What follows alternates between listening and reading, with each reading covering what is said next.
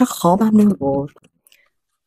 خیلی زود بیدار شدم از خواب. گفتم خب یه کتاب بخونم حالا که تا بقیه از خواب بیدار شدن و اینا منم شروع می‌کنم کتاب خوندن. برای شما هم می‌خونم که شما هم یاد بگیرید. یه کتابخونه برداشتم با ذوق اومدم نشستم اینجا همونطور ورق زدم دیدم بهترینه اینجوری آیتم خیلی باحاله کوتاه داره میگه این اندرسای مهم زندگی دیگه. ببینیم چی میگه.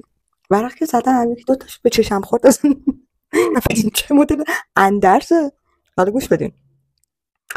میگه که بدان که تمام اخباری که میشنوی درست نیست. میدونم همیشه شاگرد ممتاز باقی بمان. اینجا رو گوش بدن. این خوبه. گاهی برای خودت سوت بزن. چرا؟ ای بابا ببین بعدش میگه آلو خشک بخور. نوشته میگه وقتی از یخ استفاده کردی جای یخی رو دوباره پر کن و در فریزر رو ببند.